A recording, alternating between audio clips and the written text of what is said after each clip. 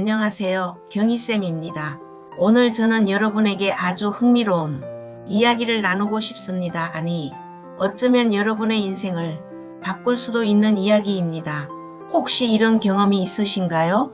같은 상황에 놓인 사람들인데 한 사람은 그 상황을 성장의 기회로 여기고 다른 한 사람은 평생의 고통으로 여기는, 같은 실패를 경험했는데 한 사람은 다시 일어서고 다른 한 사람은 결국 좌절로 빠져든다.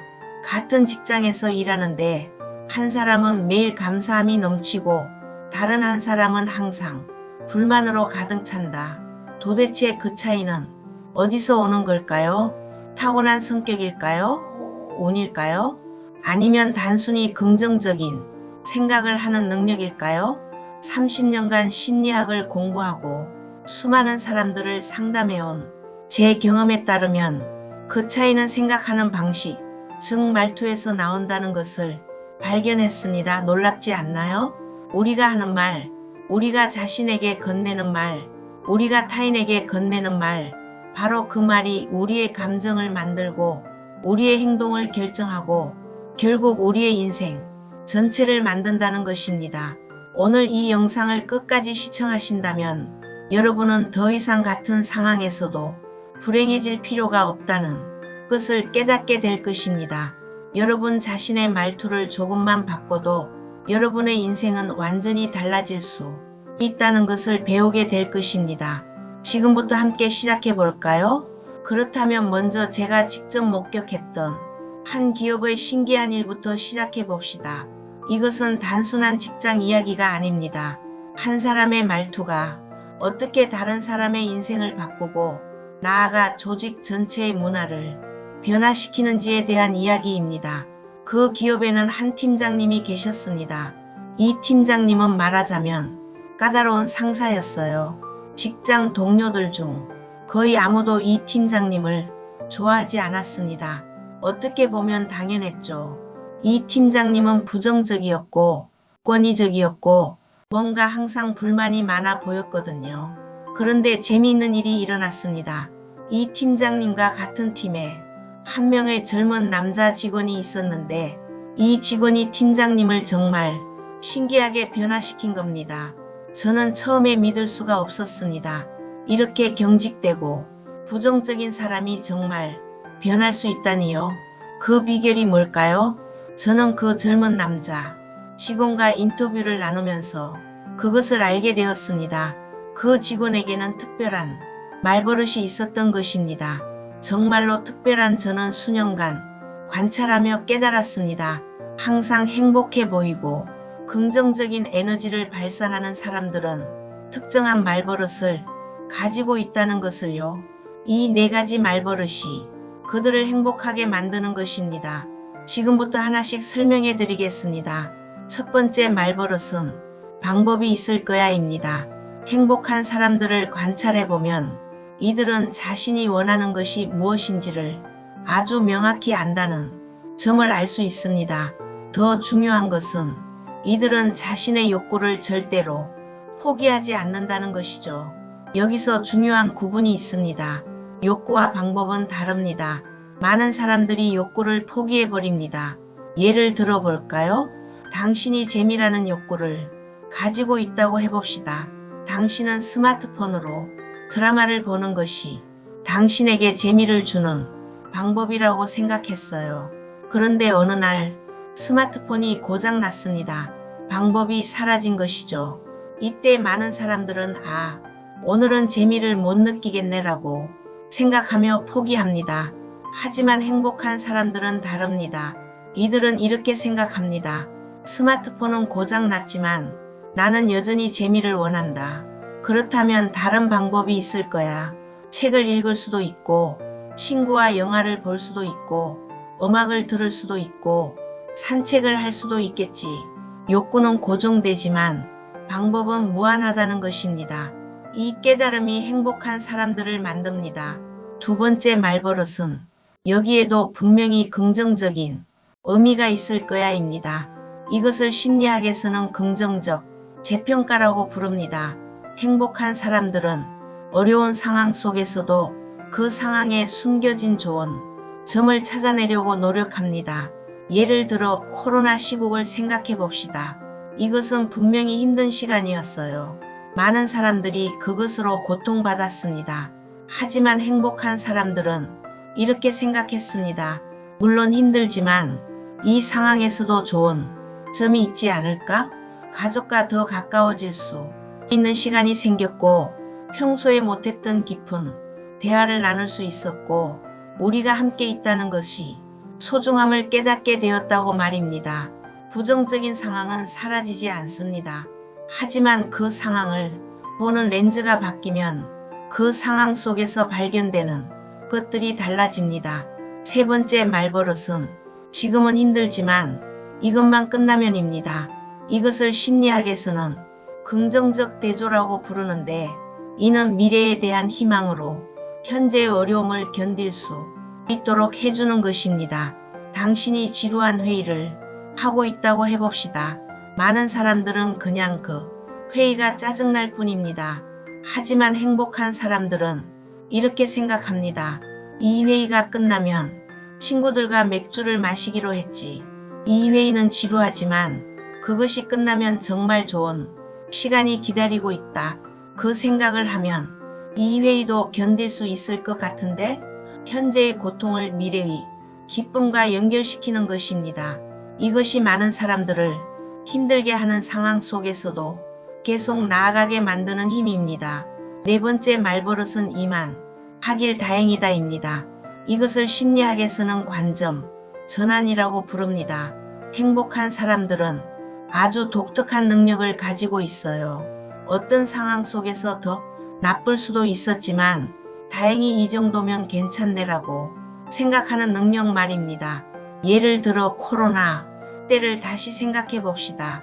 많은 사람들은 우리가 집에만 있어야 하다니 이렇게 억울한 일이 있나라고 생각했어요. 하지만 행복한 사람들은 우리 가족은 다행히 아무도 심각하게 아프지 않았다. 우리는 다행히 생명을 잃지 않았다. 이만하길 정말 다행이다라고 생각했습니다. 같은 상황인데 초점이 다릅니다. 이런 것에 초점을 맞추는 사람들과 남은 것에 초점을 맞추는 사람들, 이 차이가 행복을 만드는 것입니다. 이제 여러분은 아마 이렇게 궁금해할 것입니다. 그렇다면 이렇게 긍정적인 사람들은 타고난 것 아닐까? 누구나 그런 사고방식을 가질 수 없는 것 아닐까? 아니요, 제가 이 일을 16년간 해오면서 가장 중요하게 배운 것 중 하나가 바로 이것입니다. 행복은 기질만으로는 결정되지 않는다는 것입니다. 물론 기질은 중요합니다. 타고난 성격이 밝고 명랑한 사람도 있죠. 하지만 여기서 중요한 것은 양육입니다. 부모가 그 아이를 어떻게 키웠는가 하는 것입니다. 생각해 봅시다. 아이가 타고나기를 아주 낙천적이고 긍정적이었다고 해봅시다. 정말 좋은 기질을 가지고 태어난 아이입니다. 그런데 부모가 계속 이렇게 말한다면 무조건 잘 될 거야 마이너스. 이건 좋은 것 같지만 문제가 있어요. 아이가 실패했을 때 자기 탓을 하게 됩니다. 너는 뭘 해도 잘할 수 없어. 생각이 없어서 문제야 마이너스. 이런 부정적인 말을 반복해서 듣는다면 그렇다면 아이의 타고난 긍정적인 기질도 점점 억압됩니다. 억눌립니다. 결국 발현되지 않게 되는 것이죠. 아무리 좋은 기질도 부모의 양육 태도에 따라 완전히 달라질 수 있다는 것입니다. 반대로 이렇게 생각해 봅시다. 어떤 아이가 타고나기를 좀 소심하고 신중한 성격이었다고 합시다.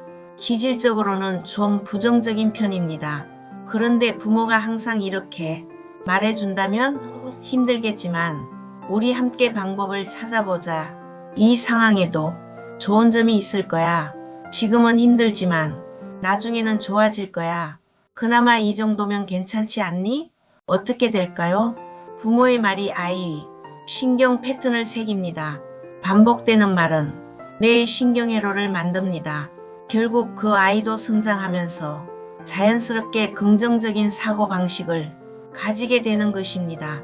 여기서 제가 정말 신기했던 한 사례를 이야기해 드리고 싶습니다. 저는 정말 눈물이 나올 만큼 감동했던 한 남자의 이야기를 들었어요.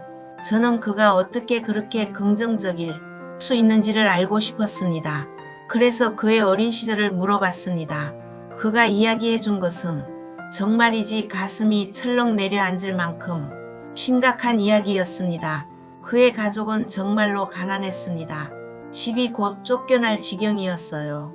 아이는 학교도 제대로 다닐 수 없는 상황이었습니다. 당신은 그 상황을 상상할 수 있나요? 내일 집을 잃을 수도 있다는 두려움 속에서 매일 학교를 다닐 수 있을지 걱정하며 살아가는 어린아이를 말입니다. 그렇다면 희망은 어디에서 오는 걸까요? 어떻게 그런 절망적인 상황에서 긍정적인 사고방식이 생길까요? 그것은 아버지로부터 왔습니다. 아버지가 당시 1,000만 원이라는 계획을 벌어왔습니다. 지금으로 따지면 엄청난 금액이 아니겠습니까? 집도 쫓겨나기 직전이었고 내일 먹을 것도 없었는데 갑자기 1,000만 원이 들어온 것입니다. 마치 일확천금을 얻은 것처럼요. 그때 아버지는 뭘 했을까요? 가족을 모두 모아서 집에서 삼겹살 파티를 했습니다. 돈을 쓸 수 있는 가장 현명한 방법은 아니었을지도 모릅니다. 재정 전문가라면 이렇게 쓰지 말라고 조언했을 겁니다. 하지만 아버지는 그렇게 했어요. 그 남자는 그날을 이렇게 회상했습니다. 집의 모든 창문이 열려 있었고 집안에 구워지는 삼겹살의 냄새가 가득 찼어요. 가족들은 다 함께 그 삼겹살을 구워 먹으며 이렇게 말했습니다. 빛이 보인다. 이제 우리는 뭔가 될 것 같은데? 정말 감동적이지 않나요? 절망적인 상황 속에서도 부모가 아이에게 이 상황이 우리의 끝이 아니다. 우리는 충분히 잘 될 수 있다. 지금은 힘들지만 우리에게는 미래가 있다라는 메시지를 전한 것입니다. 그 남자는 나중에 이렇게 말했습니다. 지금 자신이 행복할 수 있는 이유는 그날 부모님이 보여주신 태도 때문이라고요. 우리 가족이 모두 잘 됐고 우리가 지금 행복할 수 있는 이유는 무엇이 잘 되지 않았더라도 그 이슈를 대하는 부모님의 태도가 자신의 몸에 새겨졌기 때문이라고 말했습니다. 무엇이 잘 되지 않은 상황이 와도 부모님은 좌절하지 않으셨어요. 비난하지도 않으셨어요. 단지 우리는 이것을 견딜 수 있다. 우리는 이것을 헤쳐나갈 수 있다라는 태도로 임하셨던 것입니다. 이것이 바로 긍정적인 사고방식이 만들어지는 방식입니다. 타고난 기질이 아니라 반복되는 경험과 관찰을 통해서 말입니다. 이제 반대편을 봅시다. 항상 불만이 많고 부정적인 사람들에게는 어떤 공통점이 있을까요? 저는 수년간 상담과 기업 교육을 하면서 이 사람들의 특징을 관찰했습니다. 정말로 흥미로운 패턴들을 발견했어요. 이 사람들이 가진 4가지 특징을 말씀드리겠습니다. 첫 번째 특징은 피해 대상화입니다. 이 사람들은 항상 자신을 피해자로 봅니다. 심지어 자신이 만드는 문제도 피해로 받아들입니다. 예를 들어봅시다. 이 사람이 어떤 프로젝트에 실패했다고 해봅시다. 그럼 이 사람은 이렇게 생각합니다. 아, 내가 그때 조금만 더 잘했더라면 성공했을 텐데 내가 왜 이렇게 무능할까? 아, 내가 이 정도밖에 안 되나? 모든 책임을 자신에게 가져옵니다. 이를 심리학에서는 과도한 내부 귀인이라고 하죠. 반대로 외부 귀인은 이렇게 말하는 거예요. 아, 이건 다 시장이 안 좋아서야, 사람들이 나를 도와주지 않았어야, 운이 없어서야. 모든 책임을 외부에 돌립니다. 중요한 것은 이 둘 다 문제라는 것입니다. 지나치게 자책하면 우울증에 빠지고 지나치게 외부를 탓하면 어느 것도 개선되지 않습니다. 하지만 불만이 많은 사람들은 두 극단을 오갑니다. 두 번째 특징은 침투성입니다. 이것은 정말로 고통스러운 특징이에요. 이 사람들은 항상 어느 순간이나 갑자기 그 고통스러운 기억이 떠오릅니다. 밥을 먹다가도 갑자기 예전의 상처가 떠올라요. 길을 가고 있어도 갑자기 그 힘들었던 사건이 머릿속을 스쳐갑니다. 그러면 그 순간의 감정이 다시 올라옵니다. 심장이 철렁하고 얼굴이 화끈거리고 그 옛날 기분이 그대로 돌아옵니다. 이런 것들이 계속 반복되면 사람은 인생을 즐기기 어려워집니다. 언제 그 기억이 떠오를지 모르니까요. 그래서 이 사람들은 항상 불안함 속에 살아갑니다. 세 번째 특징은 영속성입니다. 즉, 이것이 계속될 거야 라는 생각입니다. 한 번의 나쁜 경험이 평생 계속될 것 같은 느낌 말입니다. 어떤 사람이 한번 실패 경험을 하면 이 사람은 이렇게 생각합니다. 내 인생은 앞으로도 이럴 것 같은데? 나는 원래 이런 사람이고 앞으로도 계속 실패할 거야. 이건 일시적인 게 아니라 내 인생 자체인 것 같아. 이것이 정말 위험한 생각입니다. 왜냐하면 사람은 자신이 믿는 대로 행동하기 때문입니다. 어차피 나는 실패할 거야 라고 믿으면 정말로 실패하는 행동을 하게 되거든요. 그러면 정말로 실패하게 됩니다. 이것을 자기충족적 예언이라고 부릅니다. 네 번째 특징은 보편화입니다. 한 영역에서의 실패가 모든 영역으로 확대되는 것입니다. 예를 들어 어떤 사람이 업무에서 한번 실수를 했다고 해봅시다. 그럼 이 사람은 이렇게 생각합니다. 아, 나는 정말 무능한 사람이야. 직업도 제대로 못하는데 인간관계도 잘 못 될 거고 가정도 잘 못 될 거야. 나는 정말 모든 면에서 못난 사람이야. 한 가지 실패가 모든 것이 실패로 확대되어 버리는 것입니다. 이제 더 깊은 차원으로 들어가 봅시다. 왜 이런 부정적인 패턴이 생기는 걸까요? 이것은 그냥 성격 문제가 아닙니다. 이것은 신념 체계의 문제인 것입니다. 저는 수많은 사람들을 상담하면서 그들이 가진 깊은 신념들을 발견했습니다. 이 신념들이 정말로 그들의 삶을 제약하고 있었어요. 첫 번째 신념은 불신의 신념입니다. 세상을 아무도 믿을 수 없다는 신념. 어디서 이런 신념이 생기는 걸까요? 이것은 보통 어린 시절 부모로부터 옵니다. 부모가 계속 이렇게 말해줬어요. 이 세상 호락호락하지 않아. 아무나 믿지 마. 모두가 너를 배신할 수 있어. 공짜는 없어. 남의 호의는 계산이 숨어 있어. 그러면 아이는 자라면서 누군가가 베푼 호의도 감사함으로 받아들이기 어려워집니다. 대신 이 사람이 뭘 바라는 걸까? 아, 이게 함정은 아닐까? 라는 의심으로 받아들이게 됩니다. 이것은 관계를 정말로 힘들게 만듭니다. 왜냐하면 관계는 신뢰 위에 세워지는데 신뢰 자체를 거부하기 때문이거든요. 두 번째 신념은 실패에 대한 신념입니다. 어린 시절 부모가 결과만 중시했다면 아이는 실패는 나라는 사람의 가치를 떨어뜨린다는 신념을 가지게 됩니다. 부모가 제대로 해 결과가 안 좋으면 다 필요 없어라고 했다면 그 아이는 자라면서 실수를 두려워하게 됩니다. 심지어 어떤 사람들은 실패가 너무 무서워서 처음부터 시도하지 않는 사람이 되기도 합니다.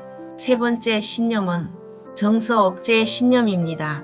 어린 시절 부모가 감정적으로 보지 마, 눈물을 보이지 마라고 했다면 아이는 감정을 표현하는 것 자체를 위험하다고 생각하게 됩니다. 나중에 이 사람이 감정을 느끼면 아, 내가 감정을 표현하면 주체하지 못할 거야 라는 두려움이 생깁니다. 그래서 감정 자체를 억제해버리는 것입니다. 네 번째 신념은 처벌의 신념입니다. 작은 실수도 용서받지 못하고 처벌받은 경험이 있다면 아이는 잘못한 놈은 죽어 마땅하다는 신념을 가지게 될 수 있습니다.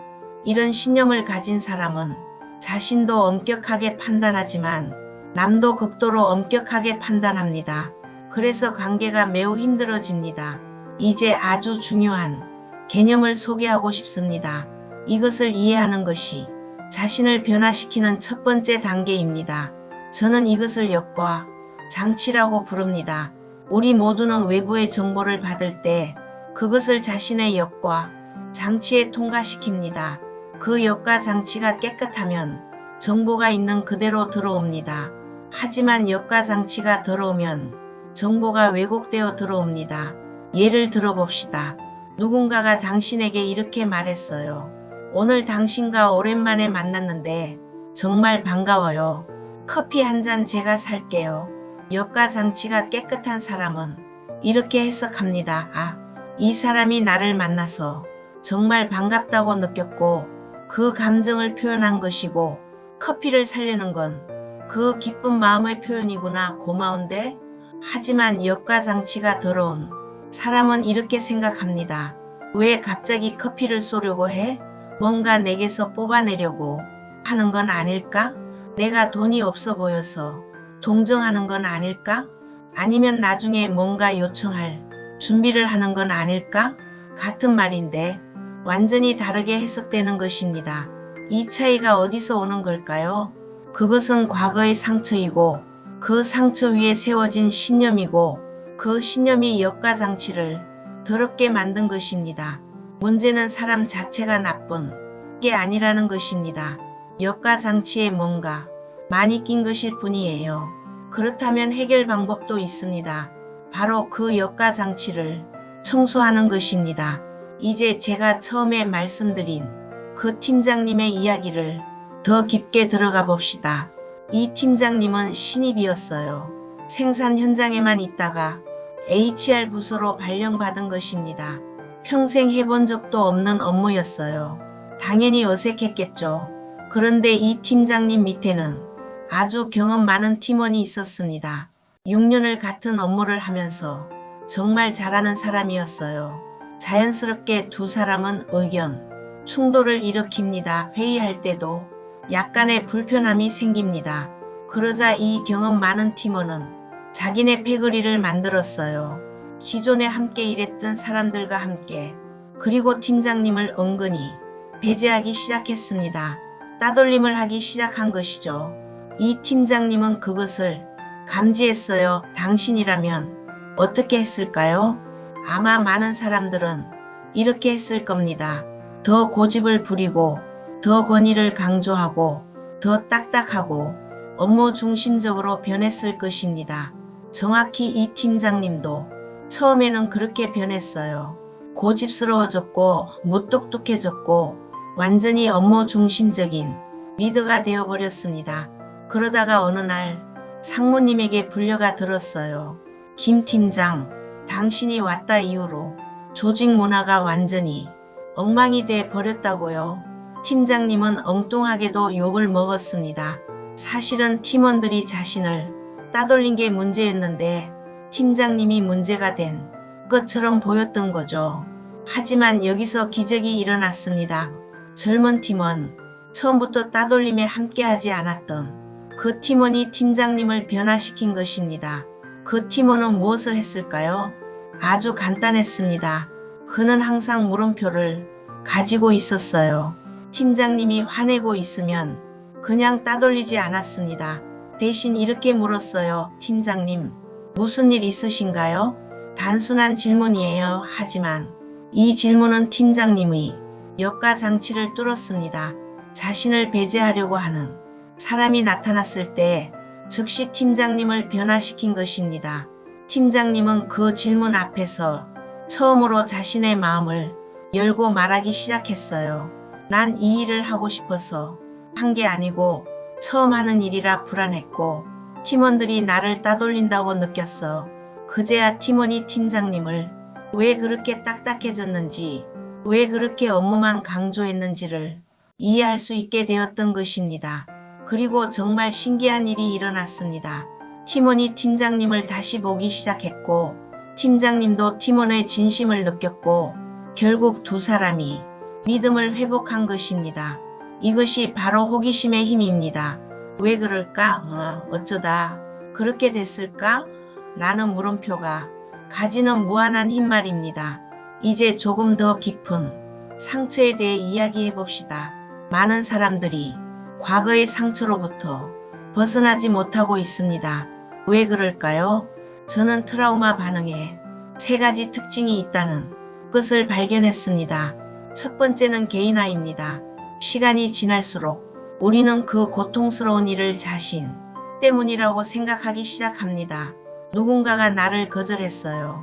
시간이 지나면서 내가 그때 조금만 더 잘했더라면 거절당하지 않았을 텐데라고 생각합니다. 상대의 거절이 나의 탓이 되어버리는 것입니다. 그러니 행복할 수가 없죠. 왜냐하면 내가 불행한 이유가 내이기 때문입니다. 두 번째는 침투입니다. 가만히 밥을 먹다가도 갑자기 그 기억이 떠오릅니다. 길을 가고 있어도 그 힘들었던 사건이 떠올라요. 마치 투명인간이 나를 건드리는 것 같은 느낌이 듭니다. 이것이 계속되면 사람은 인생을 즐기기 어려워집니다. 언제 그 기억이 튀어나올지 모르기 때문에 항상 긴장 상태에 있게 되는 것입니다. 세 번째는 영속성입니다. 이게 계속될 거야. 내 인생은 앞으로도 이럴 거야 라고 생각하는 것입니다. 한 번의 상처가 평생의 운명처럼 느껴집니다. 그렇다면 이런 상태에서 벗어나려면 어떻게 해야 할까요? 첫 번째는 이것을 털어내야 한다는 것입니다. 자신이 가진 고통을 혼자 안고만 있으면 안 됩니다. 좋은 상담사를 찾아가거나 믿을 수 있는 사람에게 마음을 열어야 합니다. 왜냐하면 좋은 말만 들어서는 변하지 않기 때문입니다. 정말로 죽고 싶을 정도로 우울한 사람에게 너는 잘 될 거야 라고 말해봤자 그 말은 귀에 들어오지 않습니다. 그것은 튕겨나갑니다.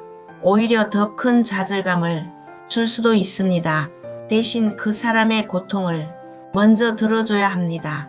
그 고통이 타당하다는 것을 인정해줘야 합니다. 그래야 비로소 마음의 문이 열리고 그 사람이 변화할 수 있는 준비가 됩니다. 두 번째는 안정적인 사람 곁에 있어야 한다는 것입니다. 제 개인적인 경험을 이야기하고 싶습니다. 저는 비행기를 타는 것을 정말 두려워합니다. 비행 공포증이 있었어요. 많은 치료를 받았지만 여전히 남아 있었습니다. 그런데 어느 날 친구와 싱가포르 여행을 가게 되었어요. 비행기에 탔고 엔진 소리가 들렸어요. 문이 닫혔어요. 그러자 즉시 공황 증상이 나타났습니다. 심장이 철렁 내려앉고 식은땀이 흘렀어요. 그리고 생각했습니다. 만약 비행기가 떨어지면 어쩌지? 내 아이는 어쩌지? 점점 심장이 떨렸고 생각은 자꾸만 끔찍한 쪽으로 갔어요. 그때 친구를 봤습니다. 내 친구는 노트북을 켜고 정말 편안하게 일을 하고 있었어요. 전혀 불안해하지 않는 모습이었습니다. 그래서 친구에게 물었어요. 너는 불안하지 않아? 친구는 이렇게 대답했어요. 먼저 내 불안을 인정해주고 그 다음 이렇게 말했습니다. 나를 한번 봐봐.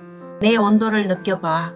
그리고 지금 우리가 함께 있는 이 순간에만 의식을 가져와봐. 정말 신기한 일이 일어났습니다. 친구를 바라보고 친구의 안정된 에너지를 느끼자 제 마음이 진정되기 시작했어요. 친구가 웃고 있는 모습을 보자 갑자기 제 마음도 편해졌습니다. 바로 이 부분입니다. 감정은 전이됩니다. 감정은 옮겨갑니다. 영향을 주고받습니다. 내가 힘들 때 정말 안정적인 사람과 옆에 있게 된다면 내 감정도 충분히 편안해질 수 있다는 것입니다.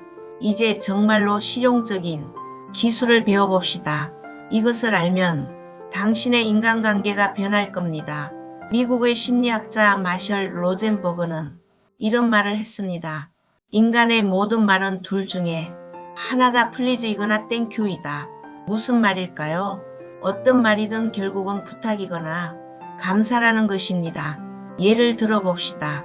당신이 열심히 일해서 명품백을 사서 엄마에게 선물했어요. 그때 엄마의 반응이 이걸 얼마나 비싼 거야? 돈지랄 하지 말아였다고 해봅시다. 당신은 상처받습니다. 엄마가 자신의 선물을 거절했다고 생각하거든요.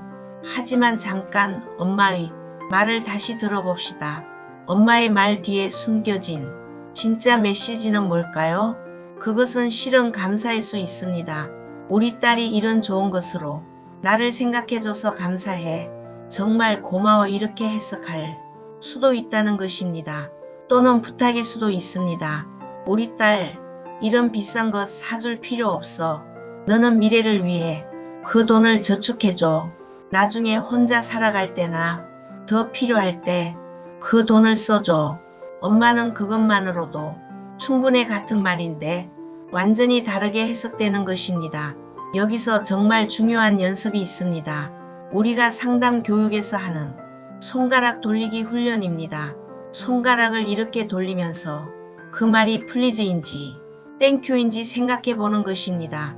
저 사람이 이 말을 했는데 이게 부탁인가? 감사인가? 라고 물으면서요. 예를 들어 누군가가 야 같이 밥 먹었으면 좋겠다고 말했어요. 손가락을 돌리면서 생각해 봅시다. 이건 부탁이죠. 우리 함께 밥 먹으면 좋겠으니까 나를 초대해 줄래? 라는 부탁입니다. 누군가가 다음에 나도 좀 데려가 줄래? 라고 말했어요.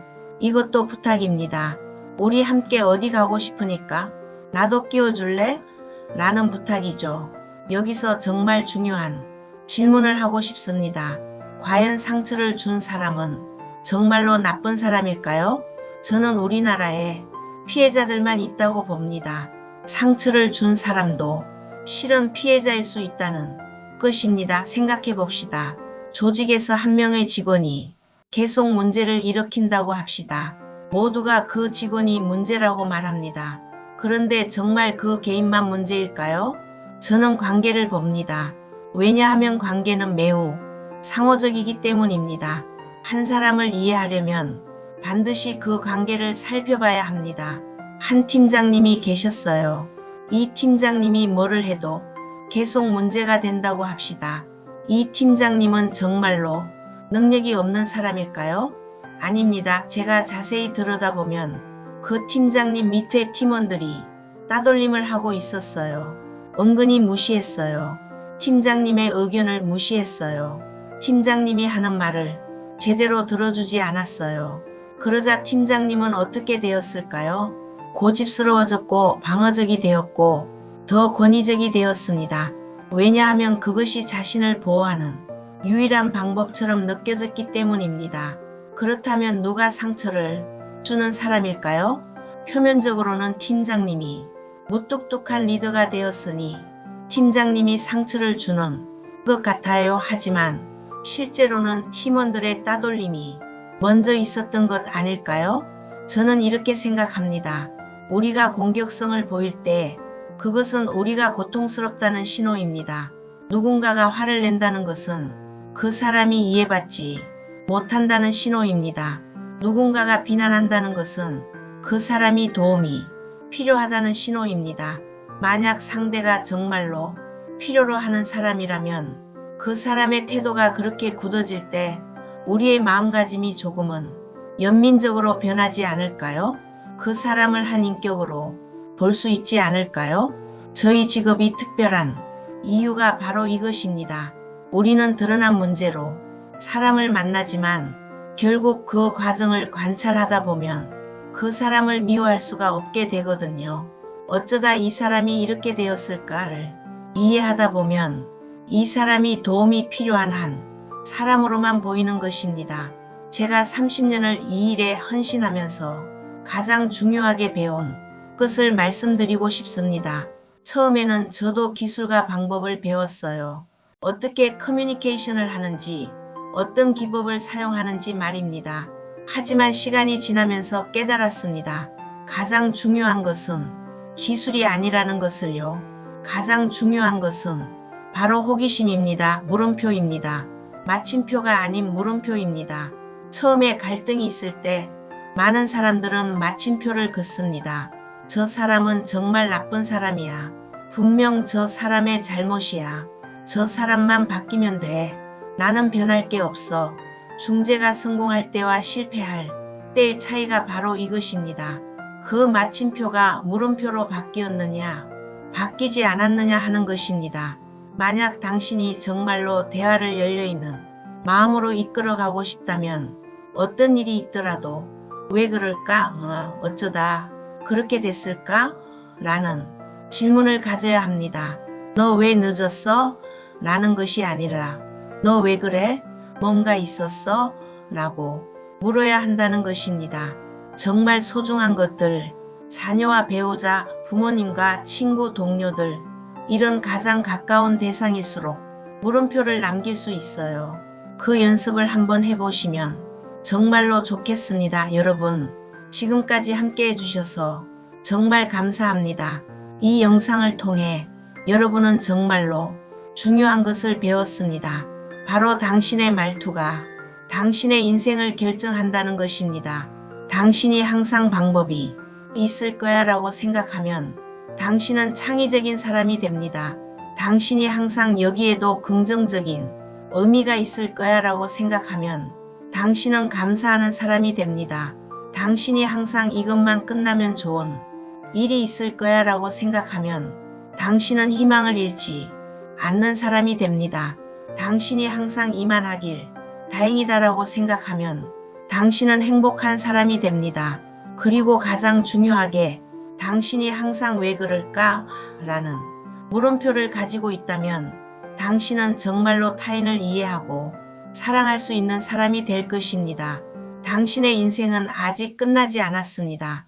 지금부터라도 당신의 말투를 바꿀 수 있습니다. 당신의 신념 체계를 재점검할 수 있습니다. 당신의 역가장치를 청소할 수 있습니다. 물론 쉽지 않을 것입니다. 한 번의 영상으로 모든 게 바뀌지는 않을 겁니다. 하지만 바로 지금 이 순간부터 당신이 조금 다르게 생각해 보기만 해도 당신의 인생은 변하기 시작할 것입니다. 미래는 말투와 말버릇과 말씨가 있습니다. 말의 씨앗을 어떻게 심으면서 삶을 사느냐에 따라서 행복과 불행의 인생을 산다는 것입니다. 당신이 가진 말 하나하나가 얼마나 소중한지를 알아주세요. 당신이 하는 말이 당신의 감정을 만들고 그 감정이 당신의 행동을 결정하고 그 행동이 당신의 인생을 만든다는 것을 기억해 주세요. 다음 영상에서도 여러분을 뵙기를 진심으로 기원합니다. 오늘 하루도 정말 수고하셨습니다. 감사합니다.